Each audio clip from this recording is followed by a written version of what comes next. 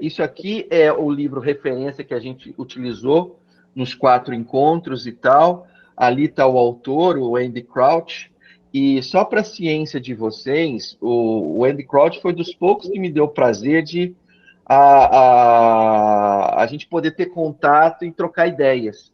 Então, só para a ciência de vocês, eu vou montando esses estudos aqui e eu envio para ele, né?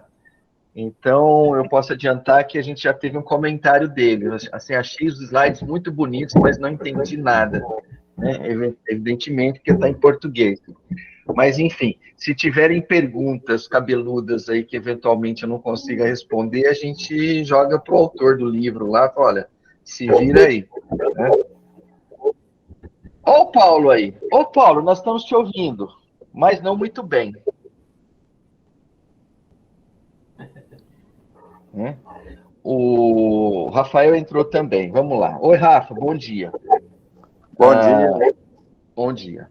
Então, aqui, ó, para aqueles que já estiveram com a gente nos últimos encontros, vocês vão notar que esse slide repetiu em todos eles. E eu acho que ele é um ponto bom, até para que a gente tem gente nova aí, mas o ponto é, a gente foi trabalhar o conceito de formados para cuidar e criar, e a gente trabalhou muito o conceito de cultura, né? E a gente chegou no final numa definição muito simples do que é cultura, né? Que cultura é o que nós fazemos do mundo, né?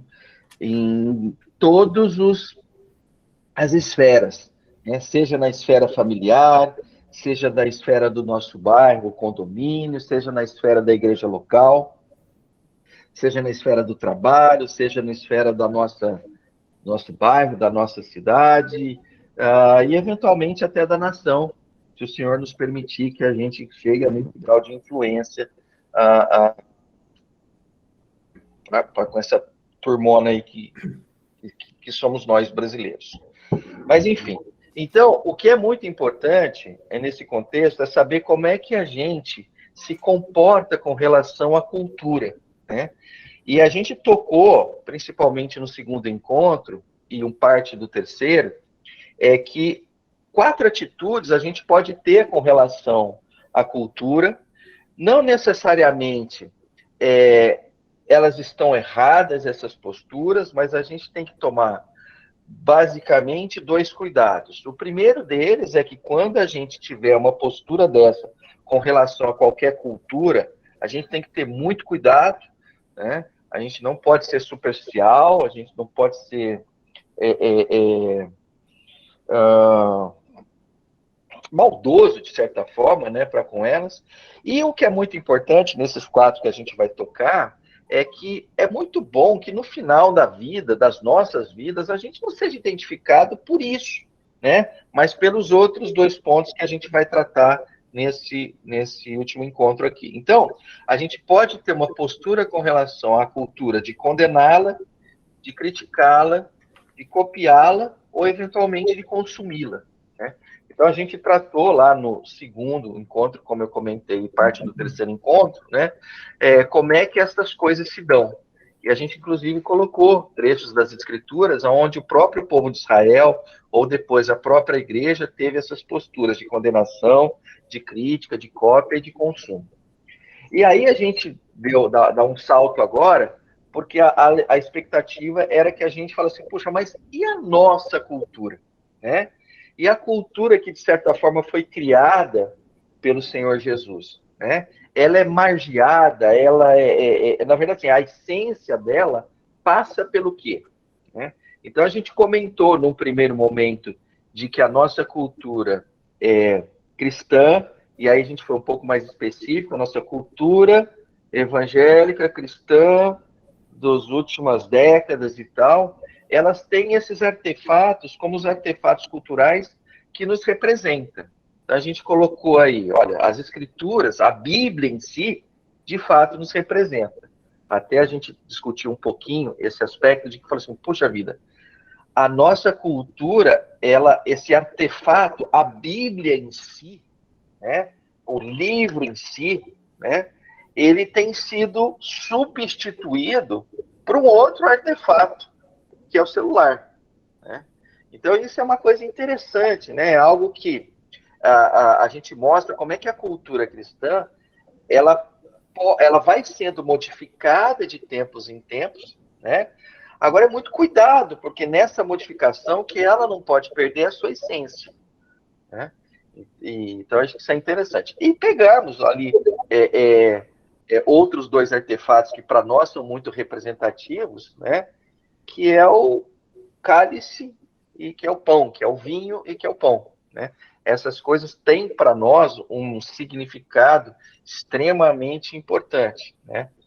Bom, e aí a gente falou assim, bom, então vamos lá para a essência, né? Então, na essência da cultura cristã, e como eu tinha comentado antes, vou comentar de novo agora aqui, essa lista não é uma lista exaustiva, né?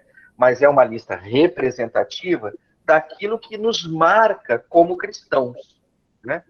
E aí a gente procurou colocar alguns trechos das Escrituras para salientar esses 4 pontos. Então, o primeiro deles é que nossa cultura cristã é marcada pela nossa fé no Senhor, pela nossa fé em Jesus Cristo. Ela é marcada também pelo nosso amor de uns para com os outros, né? O próprio Senhor Jesus, lá em João 13, diz isso, olha, aqueles que não são os nossos, vão acabar nos conhecendo em função do amor que nós demonstramos de uns para com os outros, né? Então, essa é uma segunda marca. Eles batem o olho, opa, ali tem um time diferente, ali tem uma cultura diferente de amor de um pelo outro. Eu vou pegar e trazer uma primeira coisa nova que eu não tinha trazido nos outros, mas no livro do Andy Crouch, ele cita um outro autor, que me foge o nome agora aqui, que era um autor não cristão, e que é um desses historiadores que ele passou boa parte do trabalho dele tentando entender como é que a cultura cristã tomou o mundo num período tão curto de tempo, né? Então, para ele era intrigante como é que após a morte do Senhor Jesus, basicamente poucas testemunhas, né? E se você olhasse ali 300 anos depois, o que para um contexto historiador não é um tempo muito relevante, mas como é que isso tomou assim, atropelou a cultura romana, atropelou a cultura helênica, né? E acabou extrapolando, né, até esse contexto. Enfim, aquilo deixava intrigado, né? E a resposta que ele deu, né, foi que ele falou assim, olha, tiveram 3 grandes booms, né? É isso, de novo, na leitura de alguém que não professa o Senhor, né? Ele falou, tiveram 3 grandes booms que fizeram a igreja atingir, a cultura cristã atingir essa quantidade imensa de pessoas. Então, a primeira delas, ele identifica, e de certa forma a gente também identifica nisso, que foi a perseguição aos cristãos, né? Então, olha, a perseguição aos cristãos os fez saírem de um local geográfico para irem para outros lugares geográficos. E, em função disso, levaram a sua fé, levaram o amor, levaram o serviço, né? Levaram a própria graça do Senhor. Mas outros 2 que eu achei interessante, que ele comenta ali, eu pelo menos não sabia, acho que alguns de vocês talvez saibam, é que nesse período dos primeiros séculos, houve, na verdade, 2 grandes pragas, tipo as pandemias, pelo que eu entendi, tipo as pandemias que nós estamos vivendo aqui, né? E aí ele comenta o seguinte, fala, nessas 2 grandes pragas aconteceram a mesma coisa. As pessoas de mais posse deixaram as cidades para irem para os subúrbios, com receio de serem contaminadas. E, de certa forma, quem ficou foram os pobres e os danados dos cristãos. né? Porque os cristãos entenderam que eles não só tinham que cuidar de si, mas cuidar dos outros, né? E aí, na leitura dele, o que acontece? Acontece que, nesses dois momentos, aquelas pessoas que não conheciam o Senhor acabam provando do amor desses cristãos. E em função disso, alguns acabam se convertendo definitivamente, mas na verdade outros, mesmo que não tenham se convertido, se tornam simpatizantes. Por quê? Porque foi dada a mão para eles, né? Então essa leitura que ele faz, eu não vou me estender muito e tal, e assim, eu estou meio que num Ctrl+C, Ctrl+V aqui, tá? Isso é o que eu li no livro e estou passando para vocês. Eu acredito que deva ter mais profundidade nisso. Mas, de qualquer forma, vamos só voltar para esse texto aqui, e acho que ele, de fato, ele é mais relevante, porque ele disse, né, o Senhor diz, no verso 35, com isso todos saberão que vocês são meus discípulos, se vocês se amarem uns aos outros, né? Aí aqui, definitivamente, está algo até mais importante do que o próprio historiador fala, que, olha, o amor sobretudo não, o amor também é evangelístico nesse sentido, né? Pessoas vão acabar se deparando com essa nova cultura em função do amor. Bom, depois a gente, além de falar do amor, tem o aspecto do serviço. Então, a comunidade cristã, ela é marcada pelo serviço. E aí eu espero que vocês se lembrem, lá no terceiro encontro, a gente falou, mas não é só um serviço, né? É a prontidão para o serviço, né? É a disposição do serviço, né? Aí, por isso, a gente pegou o contexto de Lucas 12. E, por último, né, o contexto da graça, né? O contexto da graça é extremamente representativo, né? Por quê? Porque é a graça que, de certa forma, é a que nos permite, é a que nos dá condições de que a gente viva contente, de que a gente viva em plenitude. Por quê? Porque ela acaba sendo o que nos basta, né? Ou seja, a cultura cristã não está perseguindo algo, né, de uma forma alucinada. A cultura cristã é aquela cultura que descansa no Senhor, né, e se apropria da graça. Mas, enfim, então esses 4 pontos, a fé, o amor, o serviço e a graça, né, elas basicamente são as definidoras da nossa cultura, né? A ausência destes elementos, ela evidencia problemas na cultura, né? Então, quando a gente olha para a nossa cultura cristã e, eventualmente, começa a ver algumas características que são opostas a isso, a gente precisa ficar preocupado, né? Por quê? Porque o que o Senhor espera é fé, amor, serviço e graça. Bom, e é lógico, tudo isso no centro, a presença do Senhor Jesus Cristo, né? Bom, eu tinha uma coisa negativa para falar, mas não é o caso aqui, e quase que eu caí de novo. No terceiro encontro eu quase caí, não caí, nesse também não vou cair. Bom, enfim, gente, então isso é basicamente um panorama dos 3 encontros, né? Aí, no final do terceiro encontro, a gente começou a tocar o seguinte, olha, mas em sendo estas marcas da cultura cristã, como é que isso acontece, né? E a leitura isso acontece com duas posturas,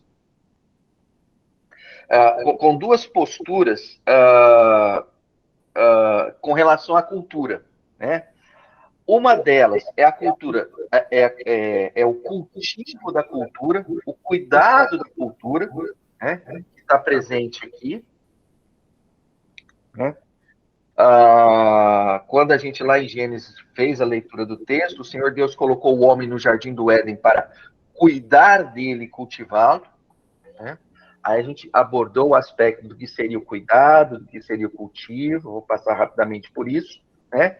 E aí a gente chegou num ponto que eu não sei se vocês se lembram, mas eu fiquei a semana inteira me lembrando como é que eu derrapei aqui nessa explicação. Então, eu me senti na obrigação de voltar para ela com algo mais, o que me parece melhor do que foi no terceiro encontro, e já aproveitar para a gente fazer o nosso primeiro exercício, tá?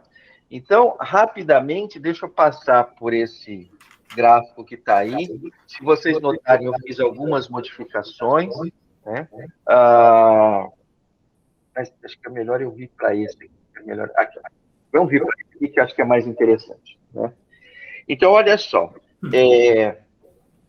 Rapidamente, eu vou colocar o que está nesse gráfico aqui e eu vou levá-los, né, a considerar fazer um exercício. A gente já não vai conseguir completar esse exercício aqui, mas eu acho que o que é importante é saber que seria muito importante que esse exercício fosse completado depois, que é o seguinte, né? A gente procurou colocar aqui como é que os relacionamentos que nós temos com outras pessoas acaba mexendo com essas outras pessoas a ponto de levá-la para um desses 4 quadrantes que estão aí, né?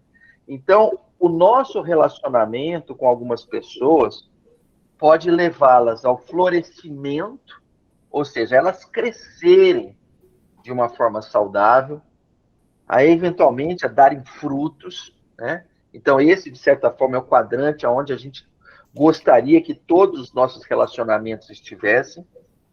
Existe um outro quadrante, que é um quadrante que a gente está chamando de exploração, onde você explora o outro, né? Onde você usa o outro, aonde você faz com que o outro faça aquilo que você gostaria que ele fizesse. É um quadrante, de certa forma, onde a liberdade do outro, né, ou a vontade do outro não se manifesta plenamente, né? Aí nós temos um outro quadrante, que é um quadrante de sofrimento, né, aonde o outro sofre em função da relação que está tendo contigo, mas é interessante porque ele nem sofre sozinho, ele acaba sofrendo contigo, né? É como se fossem 2 pessoas perdidas em algum local, né? Que não conseguem encontrar uma saída. Então, de certa forma, você está presente com ela, mas vocês não são elementos suficientes para sair daquela situação. Então, vocês acabam entrando num estado de sofrimento, né? E por último quadrante, o quadrante da exclusão. Então, nesse quadrante, é o quadrante onde você não considera a pessoa, né? É onde a pessoa começa a ser parte de uma paisagem para você, né? Ela simplesmente não tem de você a atenção devida, o cuidado devido, né? Então, nestes 4 quadrantes é muito interessante, porque se vocês olharem no quadro da esquerda ali, eu procurei colocar algumas coisas para suscitar a mente de vocês, e na hora que vocês estiverem fazendo exercícios, não deixarem ninguém de fora. Então, se vocês verem ali, eu peguei 6 grupos. Então, eu peguei primeiro um grupo familiar, aonde você pode olhar e falar assim, poxa, aonde que eu posiciono a minha esposa nesse quadrante? Ou o meu marido, ou os meus filhos, os meus pais, eventualmente tios, avós e tal, né? Qual é o tipo de relacionamento que eu tenho com eles, aonde eu posso posicioná-los? E a mesma coisa dentro do teu condomínio, dentro do teu bairro, né? Da tua igreja local. Então, a ideia foi simplesmente colocar alguns. Então, isso não necessariamente é exaustivo, né? Mas para vocês entenderem o seguinte, né? Que nós estamos inseridos nessas culturas, né? E a expectativa é que nestas culturas aí, nós acabamos, em alguns desses relacionamentos, tendo um contexto de influência. né? Um contexto de influência. Bom, então, rapidamente, deixa eu só comentar contigo, com vocês aqui, um pouco mais desses 4 quadrantes. Por hora, eu vou fazer só uma parte para dizer o seguinte. Ficou mais claro do que no terceiro encontro? Ou para quem não teve no terceiro encontro e só está nesse, está claro esse slide que eu coloquei aí? Acho que é hora de tirar umas dúvidas para eu poder continuar. Tranquilo? Tranquilo. Tranquilo? Ok. Então tá bom. Então vamos lá. Então, gente, agora eu vou usar o mesmo quadrante para falar sobre algo que está ligado à liderança. Tá? Então, o ponto é o seguinte, né? Quando o Senhor nos coloca em alguns desses relacionamentos numa posição de liderança ou numa posição de influência, né? Muitas vezes são as nossas posturas que vão definir em que quadrante a gente vai colocar aquelas pessoas que a gente influencia ou aquelas pessoas que a gente lidera, ou os dois juntos, né? Então, eu vou pegar aqui o eixo Y primeiro, tá? O vertical aqui. Então, nesses, vocês vão ver que ele tem nome, esse eixo, que é o nome de autoridade. Né? E o que é que significa isso? Significa o seguinte, olha, qual é a autoridade que eu tenho sobre aquele relacionamento? Qual é o meu papel naquele relacionamento? Né? Então, o ponto é o seguinte, aquilo que está acima é aonde eu estou exercendo a autoridade. O que está abaixo é aonde eu estou me omitindo com relação à minha autoridade. Tá? Então, se eu estiver exercendo, basicamente, os quadrantes, eu vou levar as pessoas ou para o florescimento ou para a exploração, e se eu não estiver exercendo a minha autoridade, eu vou estar levando para os quadrantes de baixo de sofrimento ou exclusão. Daqui a pouco a gente junta os dois. Agora eu vou para o eixo X aqui, o eixo horizontal.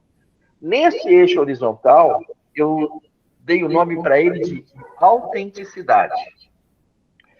É aonde o líder se mostra íntegro, transparente, humilde e, de certa forma, em função de tudo isso, vulnerável. É aonde você bate o olho naquele líder ou naquele influenciador e você o vê como ele de fato o é. Ele não está utilizando-se de máscaras, ele não está se utilizando de barreiras que impeça que você os veja, que você o veja. Tá? Então é por isso a autenticidade. E aí o que acontece? Quando você vê o líder como ele de fato é, aí você tem o quê? Você tem a possibilidade de estar nos quadrantes de florescimento ou de sofrimento. Agora, quando o líder não se dá a conhecer, quando o líder usa uma máscara, né, coloca uma capa, impede que você o veja, né, aí você é jogado para os outros dois quadrantes.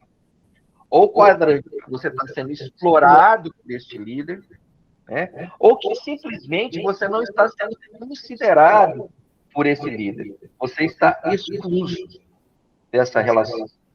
Tá? Então, quando a gente junta os dois eixos, a gente começa a entender o que é que se exige desse líder ou desse influenciador para cada um desses quadrantes. Vou ficar basicamente com o contexto do florescimento aqui, né? Até porque a gente tem outras coisas para tocar. Mas um relacionamento aonde o outro cresce de forma saudável é aquele que você exerce a autoridade sobre ele, você exerce a sua influência sobre ele, mas ao mesmo tempo você se mostra de uma forma autêntica para com ele. Vou dar um exemplo. Bons pais exercem autoridade sobre os seus filhos, mas não permitem que os seus filhos os vejam como super-heróis. Quando os pais não oferecem aos seus filhos a oportunidade de conhecê-los como eles de fato são, né, eles deixam de ser autênticos, né? E aí a chance é que você começa a ter aquela condição de que os seus filhos começam a ser explorados, ou seus filhos, os filhos desse pai ou dessa mãe passam a ser explorados pelos seus pais, porque eles impedem que eles sejam conhecidos como de fato eles estão. Né? E as coisas vão se dando nessa linha aí. O que eu espero? O que eu espero é que vocês, depois desse estudo, peguem esse slide aqui, né? E coloquem ali. Você viu que eu coloquei uma criança ali no quadrante, a esposa no outro quadrante e tal. Mas, enfim, coloquem nomes das pessoas que são aquelas que vocês, de certa forma, exercem influência, né? Aonde vocês acreditam que eles estão, né? E é simples isso, né? É você olhar e falar assim, olha, aquela pessoa que está ao meu lado, que influencia, ela está crescendo de forma saudável? Ah, eu não consigo enxergar isso. Poxa vida, então, infelizmente, talvez ela esteja num desses outros 3 quadrantes que ela não deveria estar, né? Então, a ideia é fazer esse exercício, tá? Alguma dúvida na hora de vocês fazerem esse exercício que vocês gostariam de tirar agora?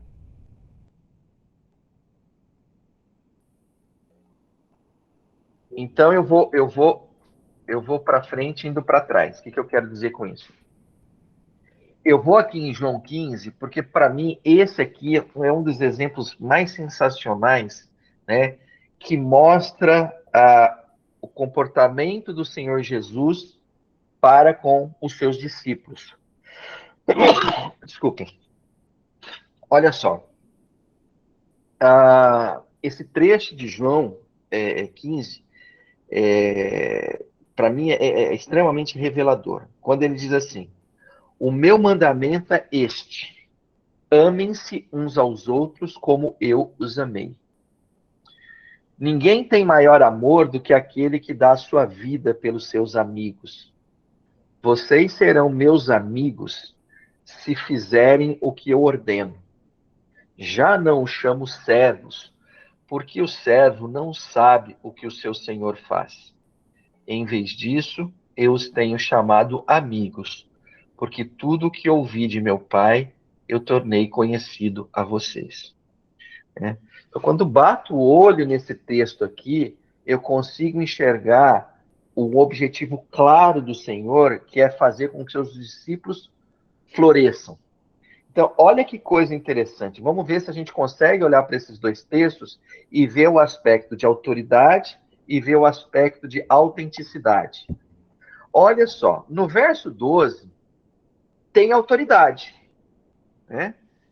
O que ele está dizendo? Ó, o meu mandamento é este: amem-se uns aos outros como eu os amei. Isso é uma fala de alguém que tem autoridade. A pessoa que tem autoridade, ela manda. E aqui o Senhor não está fugindo da sua autoridade. Ele falou assim, olha, eu tenho um mandamento. E o mandamento é este. Opa, está exercendo o seu papel de autoridade. Né?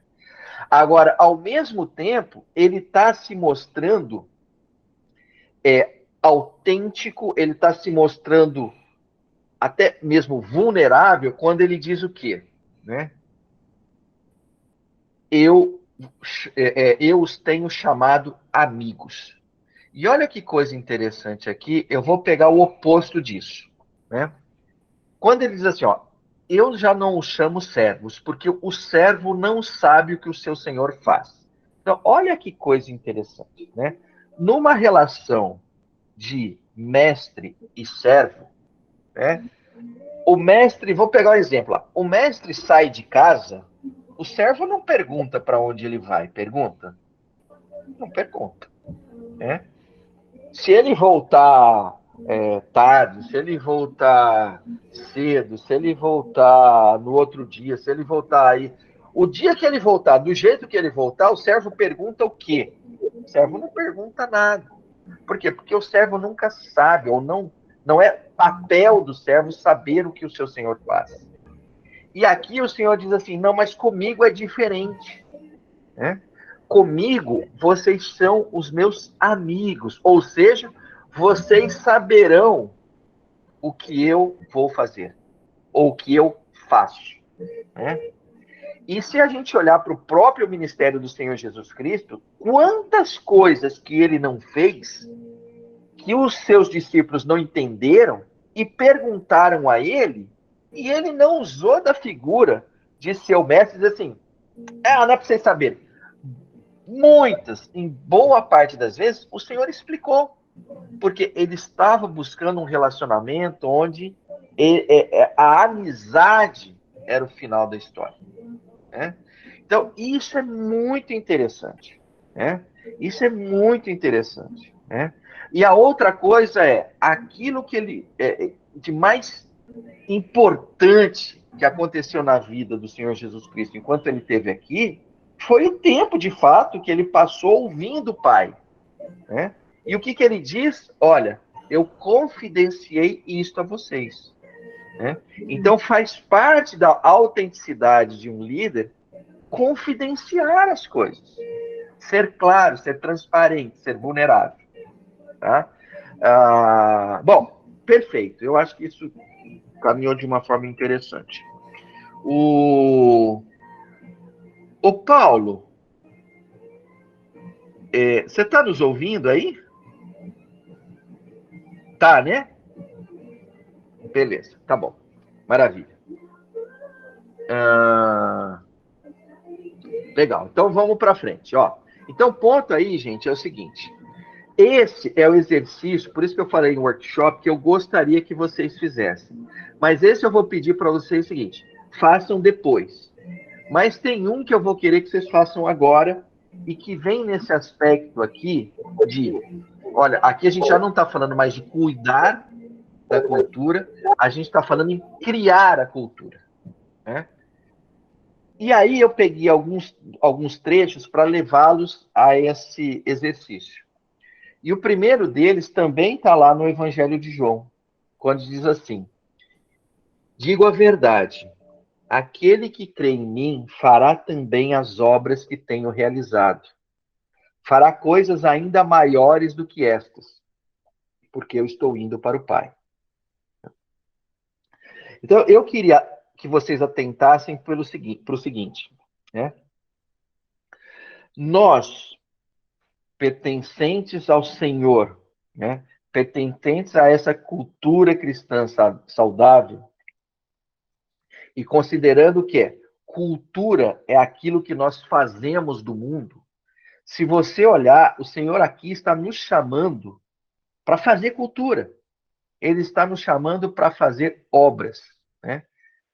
Nesse outro trecho aqui das Escrituras, tem um outro complemento que acho muito interessante aqui, quando ele diz assim, ó, pois vocês são salvos pela graça, por meio da fé. Isto não vem de vocês, é dom de Deus, não por obras para que ninguém se glorie. Então, aqui, de certa forma, o Senhor nos coloca na posição que nós devemos estar constantemente humilhados, sabedores de que, se algo de bom há em nós, esse algo foi colocado pelo Senhor. Né? Então, esse trecho, o verso 8 e 9, eu diria assim que ele aplana as coisas, né? Ele impede com que nós pensemos mais de nós mesmos, né? De que nós tenhamos uma leitura muito positiva de nós, né? Porque aqui ele dá com muita clareza o seguinte, ó, se tem algo positivo em você, foi que eu te resgatei. Bom, de qualquer forma, passando por aí, aparece o quê? no verso 10, porque somos criação de Deus, realizada em Cristo Jesus, e aí ele dá um propósito para nós, para fazermos boas obras, as quais Deus preparou antes para nós as praticarmos. Então, aqui, olhando para esse trecho e olhando também para o trecho anterior, né, é muito interessante que a gente enxergue que cada um de nós, seja na esfera do indivíduo, seja na esfera da familiar, seja nas esferas que vão se ampliando, né? Nós fomos chamados para fazermos boas obras. Nós fomos chamados, então, de certa forma, para criar a cultura cristã, né? E isso é algo muito importante. Por isso que eu disse lá no começo desse quarto encontro, é que não é interessante que quando a gente olhar para o Guilherme, lá quando o Guilherme estiver lá com seus 90 anos de idade, né, a gente olhe para ele e fala assim, e o Guilherme é aquele que condenava comer isso com aquilo, que ele condenava isso, ele era o anti isso, ele era o anti aquilo e tal. Não é interessante que essa seja a história do Guilherme, né? É interessante que a história do Guilherme seja aquela assim, poxa, o Guilherme é aquele que ministrava aulas na escola bíblica. O Guilherme era aquele que terminava a aula e ele ficava comigo e a gente conversava e ele se propunha a fazer isso, aquilo. É esse Guilherme que deveria estar presente nas nossas cabeças. E isso vale para todos nós, né? Não é interessante que lá no final, olha, aquele era o cara que condenava a cultura X, aquele que criticava a cultura Y, aquele que copiava a cultura Z. Não, não. É aquele que cuidou e criou parte da cultura cristã para aqueles que estavam em seu redor, né? Eu estou pegando o Guilherme como exemplo, mas eu posso pegar um exemplo que é de todos nós aqui, né? Como filhos, como pais, né? Como avós, como colegas de trabalho ali na empresa, né? A nossa marca, ela deveria ser daqueles que cuidaram, cultivaram e criaram a cultura cristã, né? Por que eu insisto isso? Vocês devem estar vendo que eu estou sendo repetitivo. É porque, assim, ontem eu estava participando de um grupo de WhatsApp e eu achei muito interessante, um grupo cristão, né? E havia um consenso ali de, assim, o pessoal começou a puxar vocês já devem ter visto isso. É uma exposição no museu que o cara estava pelado, que uma criança foi lá e viu. Aí o outro pegou um livro como é que era? Um livro que ensinava a criança que ela podia optar se ela queria ser homem ou mulher. O outro. E chegou um momento ali, eu falei assim, meu Deus, mas peraí, quem somos nós? Né? Nós vamos ser identificados como aqueles que condenam isso? Não, a gente tem que ser mais do que isso, né? Cadê aquele que criou um livro super legal e tal, né? Cadê aquele que fez uma exposição fantástica, que mostrou a graça de Deus, entendeu? Cadê aquele que escreveu um texto fantástico lá no Facebook que a gente foi impactado, chorou? Poxa vida, gente, calma, entendeu? Né? Se a nossa marca for por condenação crítica, cópia e consumo, cadê? Que hora que nós vamos gerar a nossa cultura? Que horas que a gente vai ser definitivamente a luz do mundo, o sal da terra? Né? Então, eu acho muito legal, porque nesses dois textos das Escrituras, e não são os únicos, né, o Senhor nos empurra para vão trabalhar, vão fazer as minhas obras. E olha que coisa legal, né? Nesse Efésios 2:10, quando ele fala assim, porque somos criação de Deus realizada em Cristo Jesus para fazermos boas obras. Eu acho, depois dessa vírgula que está aqui, intrigante. Ele diz assim, as quais Deus preparou antes para nós as praticarmos.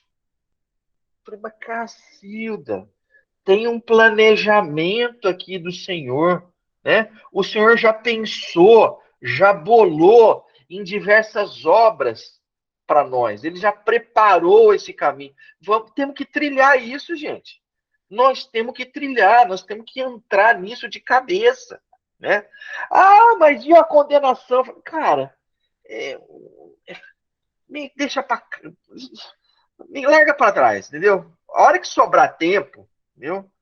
Talvez você possa fazer alguma coisa, mas vá fazer, vá trabalhar. Então, nesse contexto aí, que eu queria pegar, eu acho interessante, né, que a palavra obra, no grego, aparece como ergon, né? E eu acho interessante porque você vê, primeiro 176 vezes nas escrituras. Fala, caramba, realmente parece que as escrituras estão marcadas por essa palavra, que significa o quê? Trabalho, ação, fazer alguma coisa, né? Aí depois tem algumas coisas que eu acho interessante, né? Negócios, empregos, né? Aquilo que qualquer um se ocupa. Achei linda essa definição, né? Ou seja, as escrituras definitivamente, ela diz assim, você se converteu, olha, você não mais é um desocupado, mesmo que você não tenha emprego, hein? Ou então assim, você se aposentou, e agora? Agora você não faz mais nada da vida. Não, o Senhor não te dá esse direito, entendeu? Até o último dia da sua vida, o que você faz? Você vai se ocupar, você vai trabalhar, você vai ser útil. Você vai, o segundo ponto, eu acho interessante, né? Aquilo que se compromete a fazer, né? Nós precisamos nos comprometer a fazer. Eu vou pegar um caso aqui, mas não posso dar o nome do santo porque denigre a imagem. E tenho certeza que nenhum de vocês sabe de quem eu vou falar. Mas teve um período que eu e a Glaucia, quando estávamos com educação de filhos, né, que volta e meia, eu não sei por que razão, chegava ao Oswaldo o seguinte: olha, a igreja tal gostou demais das aulas e tal, e tá te chamando, você e a Glaucia, para ir lá conversar com eles, né? Ah, legal, vamos lá, né? Então, numa igreja que eu achei muito interessante, né? A gente chegou lá, então qual que era a lógica minha e da Glaucia? A lógica minha e da Glaucia é o seguinte, olha, eu não vou ser membro dessa igreja, estou vindo aqui visitar. Então, o que eu vou fazer? Nós vamos dar uma mini aula, entendeu? Só para mostrar um pouquinho de como é que a gente faz para preparar, como é que a gente ministra, como é que cria o ambiente, enfim, né? Meio um como fazer, vamos chamar assim, né? Então, a gente faz meia horinha disso aí, e depois a gente pega aquela liderança e fala assim, olha, e agora é o seguinte, ó, agora mãos à obra, como é que é? Quem que vai assumir isso, quem que vai fazer e tal, papapá, porque já tem o material que eu trouxe aqui, a Glaucia abrir aqui, beleza, né? E nessa eu achei interessante, porque que ela me chamou a atenção? Porque quando eu cheguei, tinham 6 casais que iam ser aqueles que iam tocar o Ministério de Educação de Filhos. Eu nunca tinha visto tanta gente, porque geralmente era um, dois e tal, né? Naquele dia eu pensei comigo mesmo, falei, poxa vida, que igreja sensacional, botou 6 caras para liderar aqui, para tocar, né? Aí ministramos lá, mini aula e tal, correu tudo bem, vieram agradecer, nossa, muito jóia. Eu falei, então, agora vamos pro, né? Aí eu me lembro de ter feito a pergunta. Um desses 6 casais, um era dos pastores, né? Os outros 5 eram. Não posso falar o termo, senão vocês vão identificar a denominação. Então, eram os responsáveis por tocar lá, né? Aí eu falei, bom, legal, muito bom, gente, maravilha. Então vamos, gente, ó. Então agora a gente vai passar para vocês como é que monta, como é que faz isso, como é que faz aquilo. Quem é que vai ser o responsável?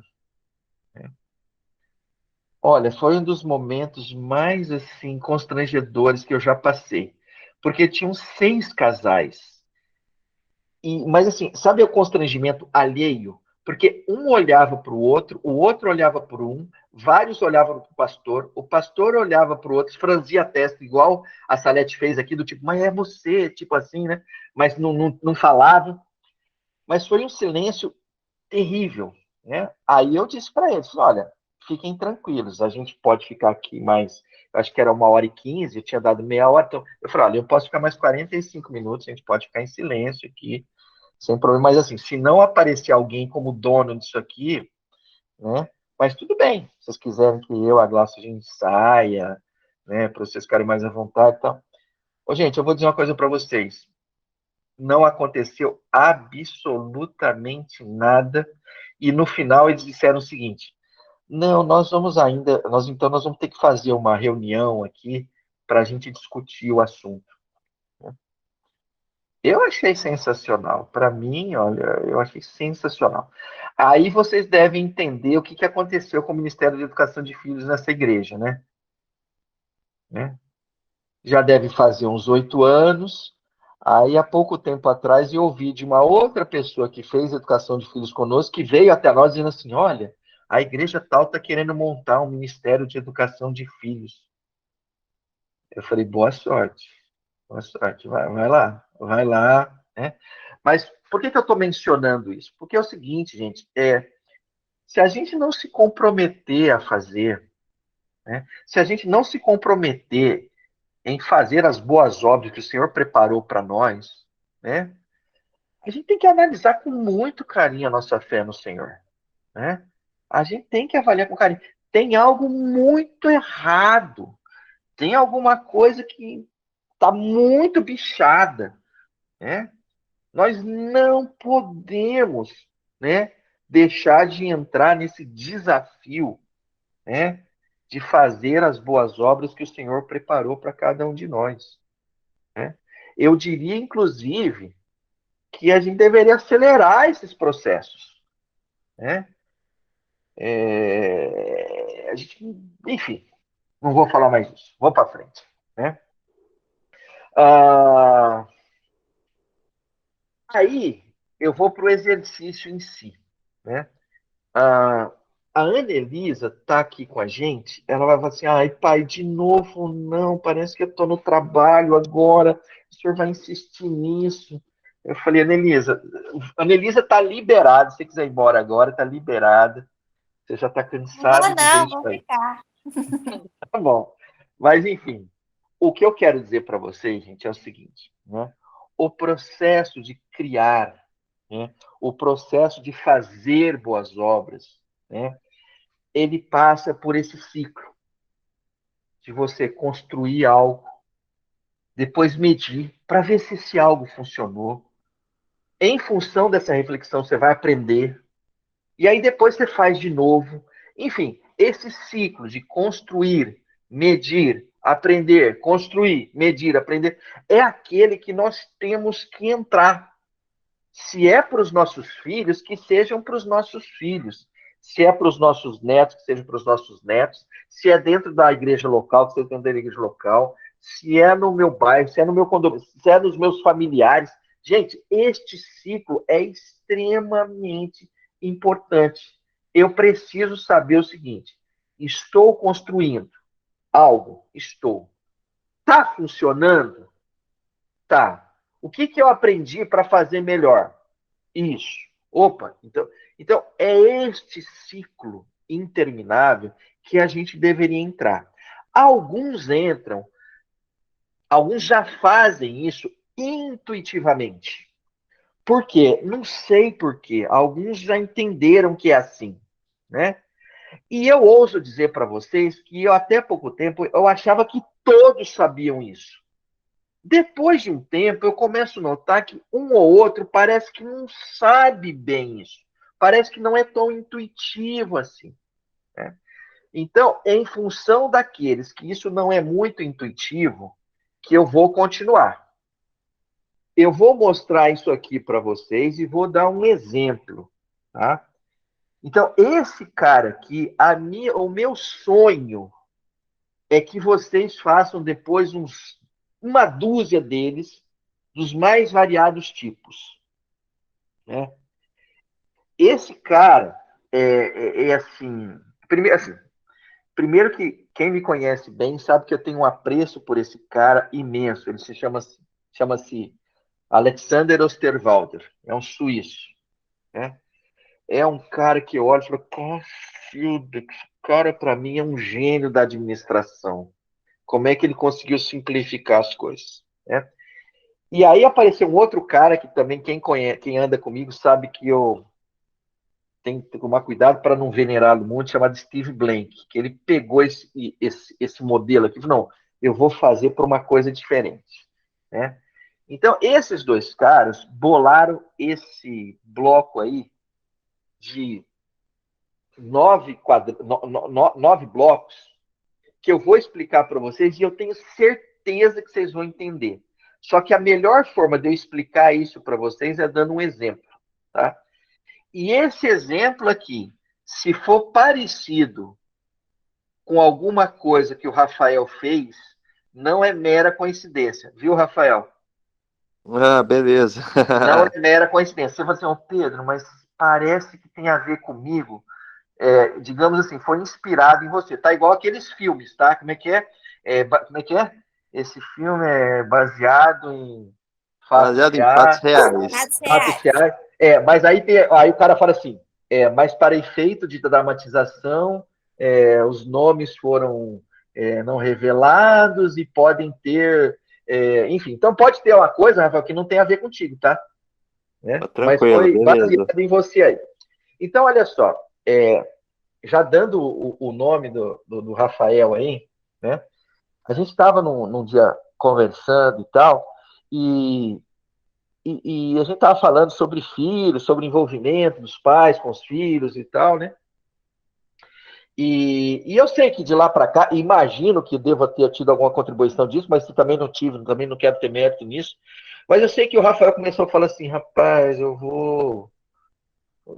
quero ter uns tempos mais interessantes com meu filho e tal. Nós vamos andar de bicicleta, né? Então, é baseado nessa história que eu vou aplicar esse Canvas. E se vocês não entenderem no final, eu estou aqui para responder as perguntas. Então, vamos lá. Esse Canvas, opa, ele começa com o seguinte bloco, né? Quem é que vai se beneficiar do trabalho que eu vou fazer? Tá dando para ler aí ou tá pequeno demais? Tá Dá para meio ler, né? pequeno, mas dá pra ler. Dá para ler? Então tá bom. Então capricha aí no olhar aí. Então, esse bloco é o primeiro seguinte, olha, quem é que vai se beneficiar da minha ação, da minha obra? Então tá lá, o beneficiário aqui é o filho. Tá? Então, você sempre começa dessa forma. Quem é que vai ser o beneficiário da obra que eu vou fazer, que o senhor vai me agraciar, vai me ajudar e tal. Nessa aqui especificamente é o meu filho. Legal. E aí é o seguinte, o que você vai fazer? Aliás, o que você quer? O que você quer nessa obra que você vai fazer? O que você espera? Eu espero aprofundar minha relação com meu filho. Então, essa é a proposta de valor sua. Tá? Então, na minha obra, eu viso beneficiar o meu filho e o que eu quero é aprofundar minha relação com ele. Eu quero que ele esteja mais próximo de mim, eu quero que eu esteja mais próximo dele. Tá? E o que você vai fazer nessa proposta de valor? Eu vou andar de bicicleta aos sábados. Então, estão aqui os dois blocos, talvez os principais, já definidos. Né? Então, a minha obra o final dela é o beneficiário, é o meu filho. O que eu quero? Aprofundar minha relação com ele. E para isso, o que eu bolei aqui? Qual foi a minha ideia? Andar de bicicleta aos sábados. Ótimo, legal, tá bom. Bolei. Tá? Então, tudo isso, gente, é um processo de construção. O próximo passo, vou fazer? Não, vou orar. Né? Então, isso aqui é como é que você vai convencer o seu filho de que ele vai comprar a tua ideia. Bom, somos cristãos aqui, vamos orar antes? Né? Você vai orar. Depois, olha, depois que você orou ali e tal, você vai fazer um convite para ele. Você vai convidar. Filhão, papai teve uma ideia aqui e tal, né? Vamos andar de bicicleta aos sábados e tal, pá, pá, pá, pá. Então, tem esse processo de entrega da tua proposta de valor. Porque eu quero estar mais contigo, quero estar mais próximo, sei lá. Aí você vai falar o que você achar que tem que falar. Por isso que eu digo, antes disso, nunca vai fazer sem orar, né? Gasta um tempo em oração ali, acerta com o Senhor primeiro, e acertando com ele a coisa funciona, né? Tá bom, então eu vou orar e vou convidar. Legal. Terminei o terceiro bloco. E no quarto bloco? No quarto bloco, alguém vai chamar isso aqui de, como é que eu vou dizer assim, propina, alguma coisa assim, manipulação. Eu não vou chamar disso, não. Eu vou chamar do seguinte: olha, é um agrado, uma recompensa que você vai dar se ele topar. Então, eu botei aqui, ó, vai ter sorvete no final. Tá? Então, é aquilo que você vai fazer, assim, aquilo que você está disposto a fazer para que ele compre a ideia. Tá? Olha, eu vou dar tal coisa, né? Sorvete no final. Bom, beleza. Aí, vamos lá. O filhão falou assim, pai, tô dentro. Ah, tá dentro? Legal. Acabou? Não. Né? O próximo passo é o seguinte. Nossa, ele topou. Bom, bicicletas e acessórios. Né? No passado, e eu digo assim, no meu passado, bicicleta seria talvez o suficiente. Hoje em dia não é mais, né? Hoje em dia tem que arrumar um capacete, uma cotoveleira, não sei o que e tal. E um dia que vocês quiserem saber quais são os acessórios adequados, onde compra, quanto paga e tal, aí vocês conversam com o Rafael, né? Ele sabe tudo e mais um pouco desse negócio aí, tá? Mas enfim, eu preciso desses recursos, bicicletas e acessórios. Legal. Só isso? Ó, na minha cabeça, só isso. Legal. Bom, e agora o que, que eu tenho que fazer? Bom, eu tenho que são as atividades chaves lá em cima. Eu tenho que planejar. O que, que é planejar? Bom, um horário. Vai ser sábado de manhã, vai ser sábado à tarde, vai ser eventualmente domingo, à tarde, enfim, né? Então eu tenho que definir o horário e tenho que definir o local, né? Bom, então entra o aspecto de planejamento, né? E depois entra um aspecto de, eu botei aqui, ó, organizar o dia anterior. Ó, talvez vai ter que dormir mais cedo, talvez vai ter que é, já explicar para a esposa que vai estar fora junto com o seu filho de tal hora, já pensar no seguinte, olha, como a gente vai voltar na hora do almoço, então, sei lá, a gente vai comer. Enfim, você tem que dar uma organizada, entendeu? Não pode sair você e seu filho igual maluco e o resto da família ficar assim, onde eles foram? Que horas voltam? Aí não sei o que. Olha, é o seguinte, né? O, aí eu botei lá, o outro bloco é fazer a esposa parceira, né? Se a esposa não comprar ideia, né? Olha, tudo que você fez aí, que já não é pouco, a chance de ir para o vinagre não é pequena, né? Então, traga a sua esposa como parceira nessa obra, né? E quando eu digo parceiro, Fundamental, fundamental, Pedro. fundamental, Rafael? Ah, tá vendo? Ó, fundamental, né? Traz a danada junto, senão não vai rolar. Ou pode ser que role uma vez só, né? Não role nunca mais, né? Beleza. Aí, beleza, olha, preenchemos os sete que estão ali em cima. Bom, e aí? Olha, quase toda obra ela tem um custo, né? Então eu tenho que, bom, se eu não tenho bicicleta, se eu não tenho acessórios, ou eu vou ter que comprar, ou vou ter que alugar, ou vou ter que pedir emprestado, enfim. né? Tem que ter a danada das bicicletas e dos acessórios. Bom, eu prometi o sorvete, então tem que ter o dinheiro para o sorvete, né? Maior mico se fui dar a volta e não, papai está sem dinheiro. Não, não, o seu plano já micou. Eu separo o dinheiro do sorvete. E a outra coisa que é essencial, olha, é o custo de 6 horas semanais. Então você tem que entender o seguinte, olha, 6 horas da semana é para isso aí, né? Talvez para o passeio em si seja 3 horas e meia, 4 horas, mas lembre-se, você tem que planejar, você tem que organizar, você tem que fazer isso, tem que fazer aquilo, né? Então, o custo não é só um custo financeiro. Muitas vezes o custo é um custo de horas tuas. E entender o seguinte, olha, se eu botei semanais, a minha vida foi travada toda semana, 6 horas é o meu tempo com ele. Bom, e no final das contas, ninguém faz isso de bobeira, né? O que eu espero conquistar, né?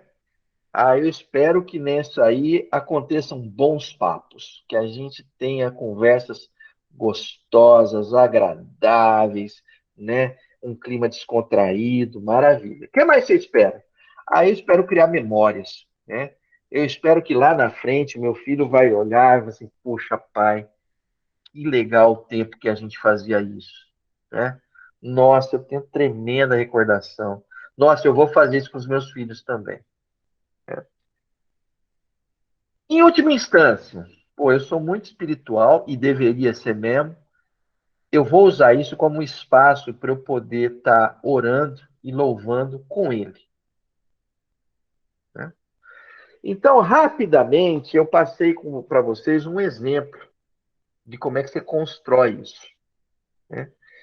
E por que é que isso é importante, né?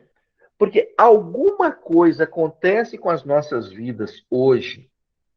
Aí eu não sei dizer se é o Netflix, eu não sei se é dizer que é o maledeto do chefe que te dá muito mais trabalho que você consegue dar conta. Eu não sei exatamente o que é, mas é o seguinte: se você não se dedicar, né, a criar algo um pouco mais formal, né, talvez as coisas não aconteçam. Nem no teu relacionamento com o seu filho, nem com a sua esposa, nem com a sua igreja local, né? Então, é muito importante, gente, que vocês olhem para isso e, de certa forma, a expectativa, inclusive, é que vocês olhem e falem assim, poxa vida, mas eu já tenho várias coisas que eu estou executando. Já tem? Tem.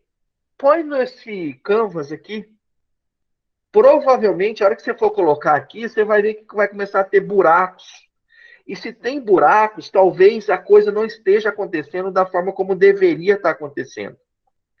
Só por quê? Só porque você não teve um modelo para bater o olho, né?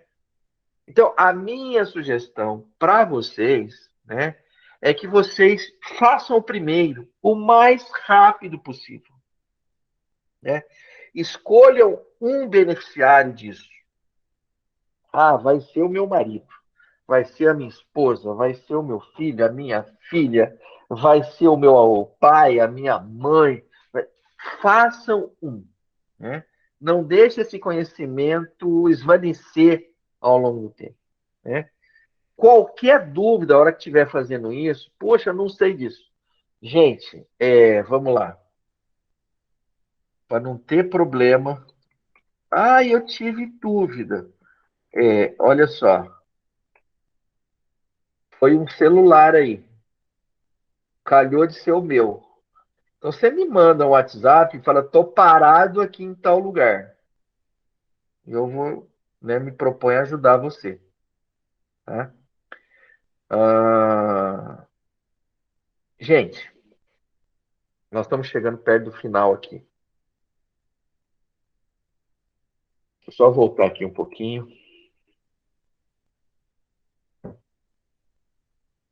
E eu queria fechar com isso, né? Se vocês me permitirem, eu quero fazer uma refeitura do texto aqui para ele ficar mais voltado para nós aqui.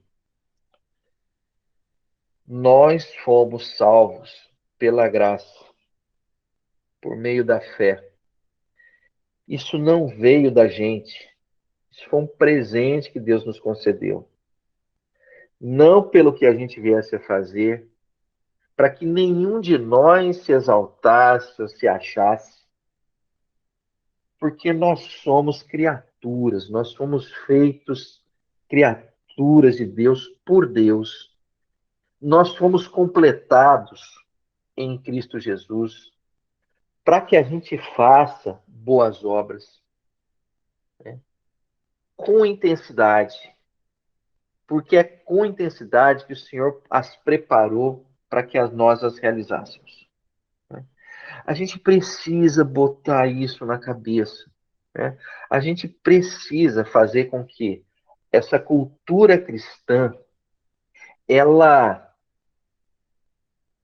seja a marca nas nossas famílias, seja a marca na nossa rua, seja a marca na nossa igreja local, seja a marca em todo e qualquer momento quando a gente adentrar os nossos trabalhos, né? As pessoas precisam olhar para nós e dizer, esses caras criam coisas maravilhosas, né? Quando eu digo coisas maravilhosas, aí eu vou pegar o outro trecho, quando o Senhor diz, né? Eu sei que isso aqui é sempre polêmico, eu não vou entrar nessa polêmica, né? Mas quando o Senhor diz assim, fará coisas ainda maiores do que essas, porque eu estou indo para o Pai, eu não quero ficar no maiores que essas, no aspecto de comparação com aquilo que o Senhor Jesus fez. Eu só queria dizer o seguinte, aquilo que o Senhor fez foi grandioso demais.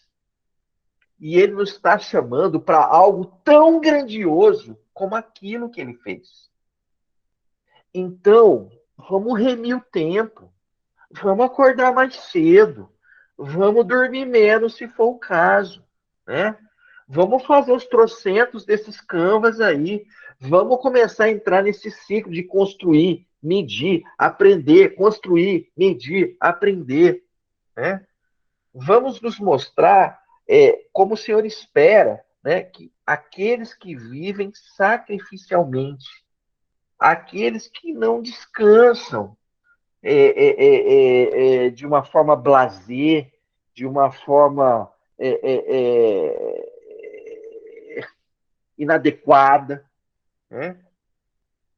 Então, a minha esperança, a minha expectativa é que nós criemos, né? Que nós cuidemos dessa cultura maravilhosa que o Senhor nos concedeu, né?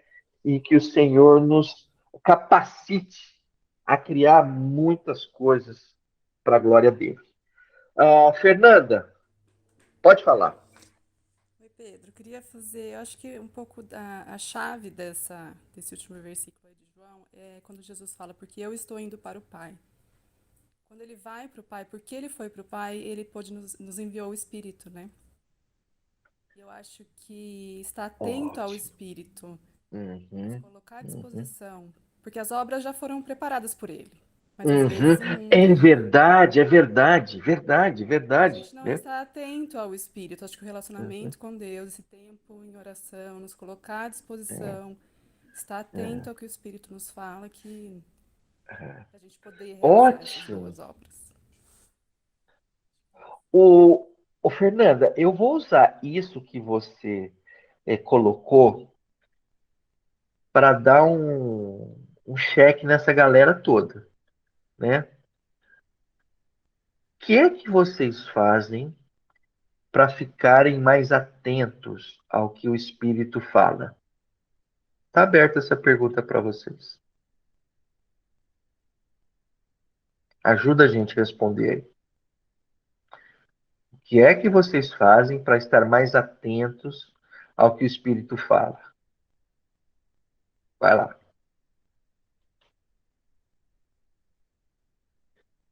Pode, ô Luiz, pode falar que você fica em posição de lótus.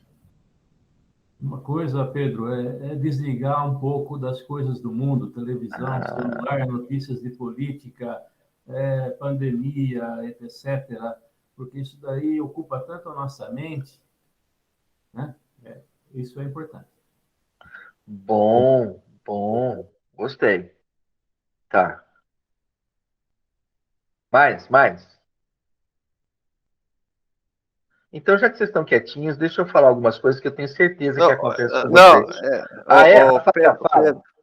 Vai. não, eu acho que essa pergunta foi muito pertinente. Eu acho que todo mundo Uhum, sabe. Eu acho que muito aqui das pessoas, né, todos sabem o que precisam fazer, mas talvez não estejam fazendo também. Acho que esse é um uhum. bom ponto.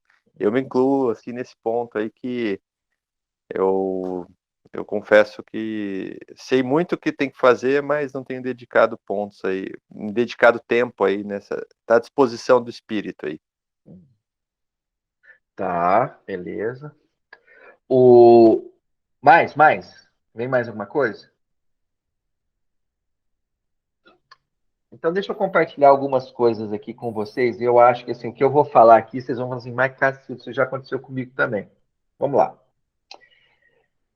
Se a gente acorda de manhã, né? E. Eu falei, bom, vamos gastar um tempo com o Senhor. Né? E é engraçado, eu me lembrei disso pelo que o Luiz acabou de falar. Né? A hora que eu paro, eu falei, bom, antes de ler as escrituras, vou orar. Né? É impressionante como em alguns dias a cabeça não para. Ela está pensando em tantas coisas, né? Então, ela passeia ali para o Bolsonaro, aí me dá uma raiva enorme, né? Aí depois ela passa ali pela nossa empresa, fala, ai meu Deus, tem que entregar isso hoje, porque senão o cliente vai me matar. Então, enfim, leva um tempo, né? Até quase que uma luta que eu entro, falo, Senhor, entrega o Bolsonaro nas tuas mãos, Senhor, tá aí. Enfim, é quase que uma luta no sentido de chegar no momento que você fala assim,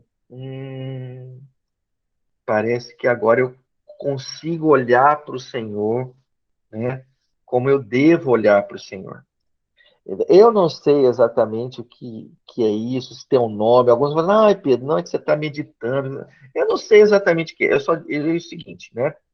Existe uma turbulência mental, né, em mim que muitas vezes, né, eu preciso vencê-la para que eu possa entrar num local de um relacionamento mais sossegado com o Senhor, né? Mas o Guilherme, eu fui falando, o Guilherme levantou a mão. Pode falar, Guilherme.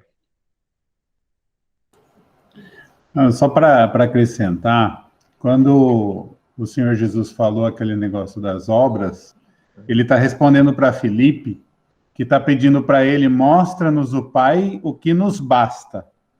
E a resposta de Jesus é, não basta. Não basta achar que conhece a Deus, não basta... Uma vez eu ouvi uma pessoa falando que o melhor momento da vida dela foi da conversão há 40 e tantos anos.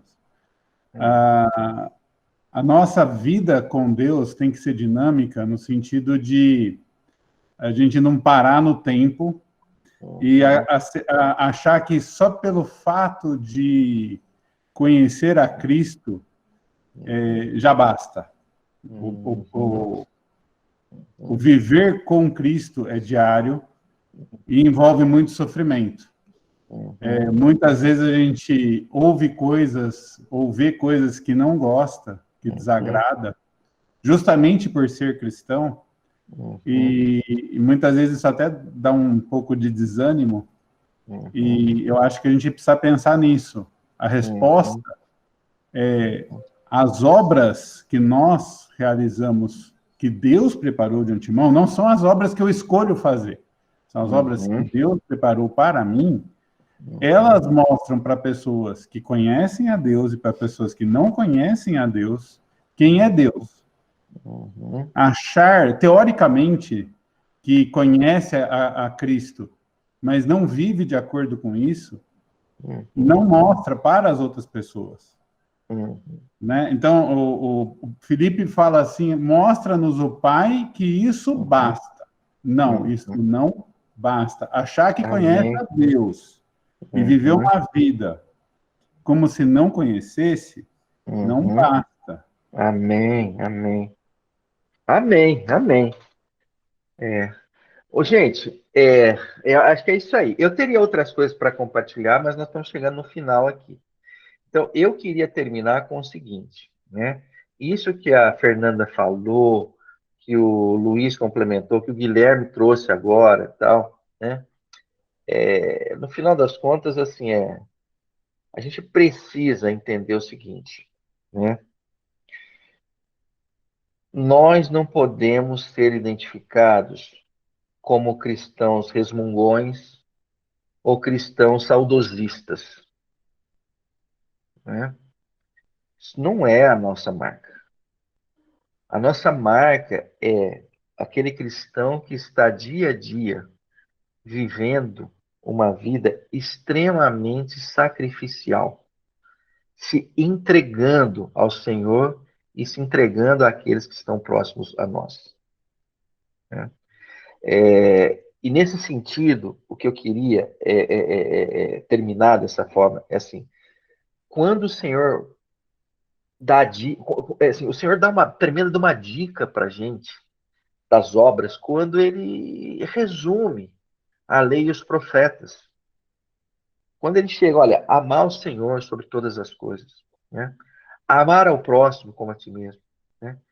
Se as nossas obras estão alinhadas com isto, né? Existe uma chance absurda delas estarem corretas, né? Ao mesmo tempo que, se estas obras estão centralizadas em nós, né, de uma forma egoísta, tem uma chance enorme de não serem essas a que o Senhor gostaria que nós estivéssemos realizando, né? Então, eu queria terminar com esse contexto desse filtro, né? Agora, queria dizer também o seguinte, né? Aí eu vou terminar com com uma coisa pode ser um pouco polêmica, né? Mas é a minha vida, né? Às vezes eu não tenho a convicção devida de que é aquela obra. E a minha postura é: Senhor, parece que eu vou fazer. Se não for, o Senhor me avisa e eu paro. E isso talvez seja uma coisa muito pessoal minha, né?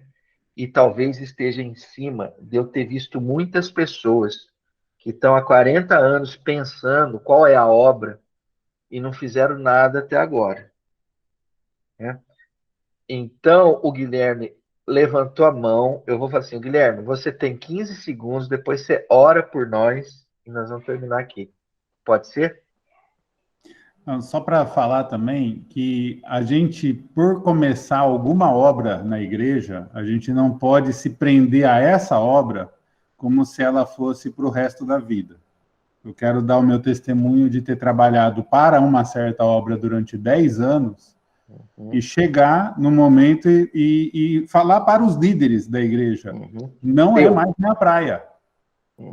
Eu servi 10 anos num certo ministério e chegou num ponto de falar assim: se eu continuar fazendo, já não vai ser obra de Deus. Já não vai ser nem obra minha.